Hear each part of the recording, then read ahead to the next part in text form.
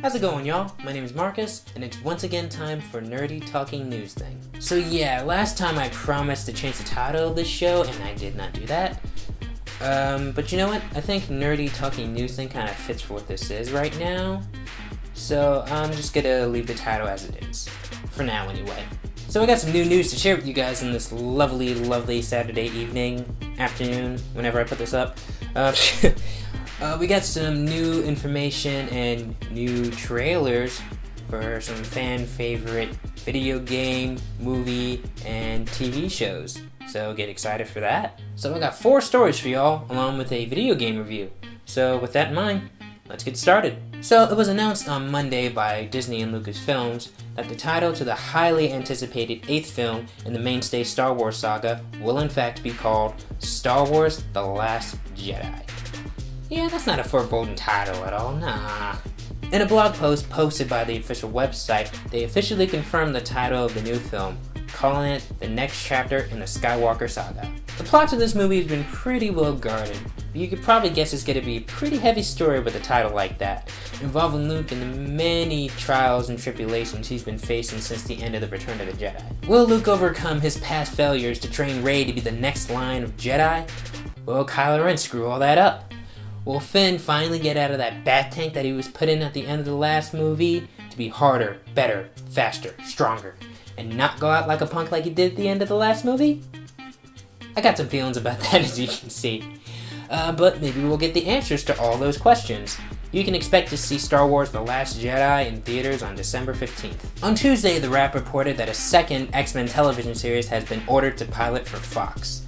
This new XMen series will be created by Matt Nix. Matt Nix is responsible for creating the USA drama Burn Notice. You know, the one with the spies that live in Miami and Ash Williams from the Evil Dead series. I know some of y'all seen the show. The show's pilot will also be directed by Bryan Singer. Singer is responsible for directing many of the live-action X-Men movies, including the most recent one, X-Men Apocalypse. He didn't direct Deadpool, though. So not much is known about this new X-Men show other than it involves 2 parents on the run from the government when their child develops mutant abilities. It is quoted to be a Marvel action-adventure series, and will in fact be connected to the mainline X-Men films, the mainline live-action X-Men films. Unlike Legion, which is due out on FX on February 8th. So you won't have to wait too long to get yourself an X-Men fix. But be ready to introduce yourselves to New Mutants when this newer series comes out probably sometime in the late fall or early next year. On Thursday, we saw the release of 2 new video game trailers. One is for a game that's due out in March, and the other one was teased on Wednesday, but I'll get to that one in a second. So the first trailer is for Mass Effect Andromeda. This is the second cinematic trailer, and it gives us a better look at the crewmates that are going to be joining you on this interstellar voyage. So a short summary for those that don't know, the Mass Effect franchise is an action RPG series developed by BioWare Games and published by EA. It's set in the not too distant future, where players take the role of Commander Shepard, a powerful space marine, as you're tasked with saving the Milky Way galaxy, specifically from an alien AI tentacle hybrid horde of monsters known as the Reapers. You do this with your colorful cast of characters as you shoot, talk, and bone your way to victory. Yeah, there's a lot of alien sex in it, but you know what? We're all adults here. We can be very mature about this, okay? So, in Mass Effect Andromeda, you'll be introduced to a whole new cast of characters, as none of the characters from the previous trilogy will be joining us on this ride.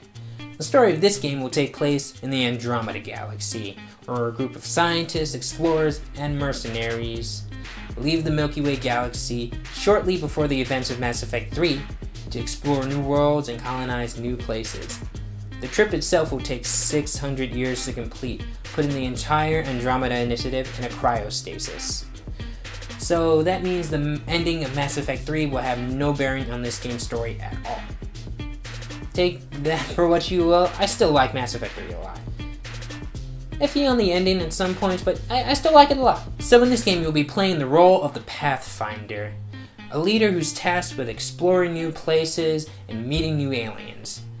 And you'll be able to choose between either playing as Sarah or Scott Ryder. And what's pretty cool about that is that instead of like in previous BioWare games, you pick a gender and you just kind of leave it at that, you'll actually be playing a pair of siblings.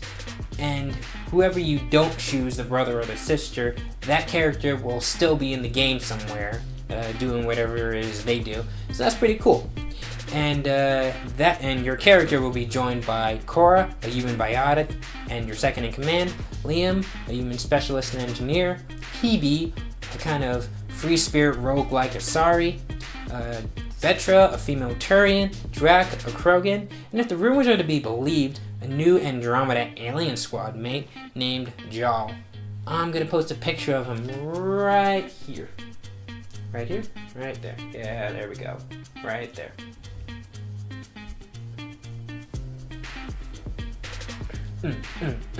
This has all the trappings of a BioWare game. From the looks of this new trailer, it has great action, great visuals, great voice acting, and all the space sex you can ask for. That didn't sound creepy at all.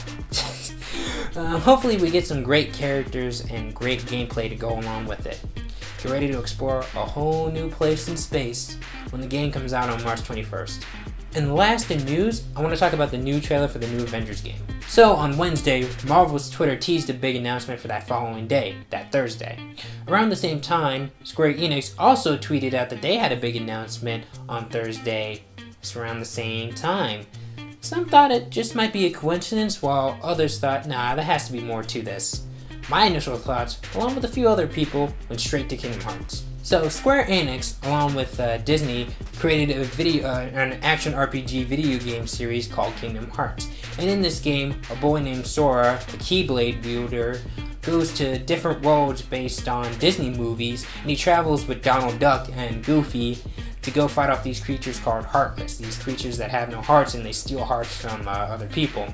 And because of Disney's relationship with Marvel, Disney owning Marvel, some people suspected that we might see some Marvel characters up in Kingdom Hearts. Because, I mean, wouldn't that just be so cool? I mean, just imagine that.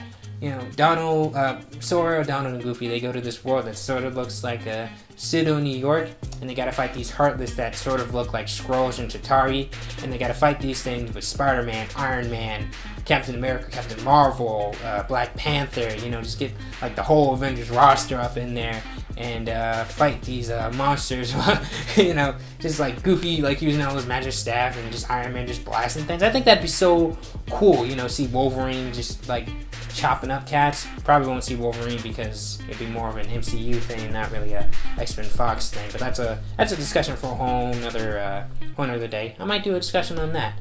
But sadly, this was not the case.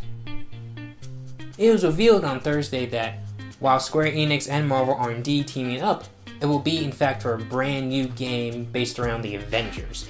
Marvel came out saying that this is the beginning of a new multi-year, multi-game deal partnership between them and Square Enix. So not much is known about this game other than the fact that it's going to be an original story. But the trailer does seem to display the need to reassemble the Avengers after they've been like beaten down by something. You need to reassemble the Avengers. I guess maybe sort of going off of Brian Michael Bendis' Avengers Disassembled, but it's going to be an original story, but they might take some liberties and a few stories from other comic books, but, you know, we'll see. This game is being developed by Crystal Dynamics and Eidos Montreal, the same team responsible for the Tomb Raider and the Deus Ex games, both of which are very, very well-made games, so you have a good reason to be excited about this project when they announce more of it in 2018. 2018? That's a long time from now. What's the point of even telling us now? Lastly, since I mentioned Kingdom Hearts before, let's just talk about that for a few. I got a quick little review for you guys. So I got my hands on the newest Kingdom Hearts game, Kingdom Hearts 2.8, Final Chapter Prologue. Jesus Christ, that title. I mean, would you expect anything less out of Kingdom Hearts? A convoluted story like this deserves an equally convoluted title. Swear to God, you need the combined powers of Batman, The Question, and Sherlock Holmes in order to figure out this plot. But I do love this series. And I dig this game too, even though I have a few problems with it. This game comes packaged with 3 different experiences. One is an HD remastered version of Kingdom Hearts Dream Drop Distance, originally a 3DS game. The other is a brand new game, or should I say demo really, called Kingdom Hearts Point 2, Birth by Sleep, a Fragment Passage. Jesus Christ with the titles, man. And lastly, Kingdom Hearts back cover, a compilation of HD remastered cutscenes taken from another game in the series. So Kingdom Hearts Dream Drop Distance was a good game on the 3DS, and this HD version of it pops on the screen. The action is still very fun to play with, and the worlds in this game are still great to look at. I especially like the Tron Legacy worlds. However, certain aspects of the gameplay mechanics don't really translate well from the 3DS to the PS4. Some of those things, like the reality shift mechanic and the interacting with the Dream Eater spirits that you have control over in the game, those mechanics suffer the most in this remastered version of it, because those mechanics were specifically made for the 3DS with the touchscreen. And you can sort of use the touchscreen in this version, but it's very limited, and even when you can, it doesn't really work as well as you would want it to. And when they don't use a touchscreen, it's kind of like you have to kind of use awkward button presses. There were several instances when I would try to go into a reality shift, and I would end up using my triangle, and sometimes it'd be on like using an item like a potion or something like that. So I'd waste a potion trying to do a reality shift. So in that sense, the mechanics don't really work that well. But other than that, I still would say I had fun with this. I really enjoyed that I really like the fact that they made this into an HD game. And yeah, I still think it's pretty fun nonetheless. If you're a fan of the series and never got to the 3DS version of this game, I would say now is the time to definitely pick it up, because it's an important part of the lore if you want to know more about the lore of this game. So back cover, like I said before, is really just a collection of cutscenes taken from the Kingdom Hearts mobile game, Kingdom Hearts Unchained. And it's given the full HD treatment here. All the cutscenes are now rendered in the Unreal 4 engine. And the story, if I had to be completely honest with it, I really wasn't too engaged with it. It can get kind of interesting when it's talking about what happened, because a lot of the story here takes place before the famed Keyblade War. This event that happened in that the game talks about a lot, in which all these warriors, these Keyblade warriors, they clash in a fight between light and dark, and it ended with the world being all dark except for the hearts of children carried light in them, and it lighted the way and all this kind of stuff. It's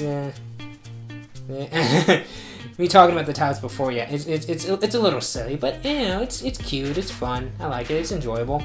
But a lot of it was bogged down by like prophecies and not too many interesting characters. There's probably one interesting character in this compilation, the Master. I mean, some of them have interesting reasons for why they do it, but they all come across as kind of just one note. There's one character that doesn't really take himself too seriously, and he's the most interesting character in this like compilation of cutscenes. But the rest are just kind of all like still like the prophecy is rah, rah, rah, and it just wasn't like that engaging to me. There's no fun, I guess, to be had. You know, like if you're gonna do a lot of, if you're gonna have a story like this where you talk about light and dark and the prophecies and all that kind of stuff, you got to be able to have some fun with it. And some of the characters just didn't display that the way I wanted them to, or if they did, it came across as awkward sometimes. So I mean, if you really like Kingdom Hearts, obviously you should check it out. But only if you really want to learn about the lore and more about the mobile game, which takes place before many of the events of the other Kingdom Hearts games.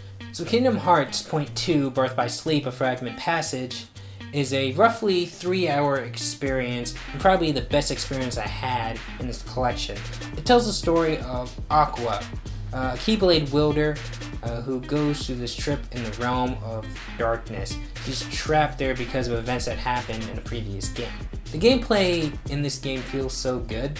It's like the original Kingdom Hearts with all the great little improvements made by various development teams over the course of this whole entire series. This series spans over 15 years, you know? It's been a minute. And it just looks beautiful. It has that great new, like, next-gen fresh coat of paint on it. This is powered by the Unreal 4 engine, and it's just gorgeous.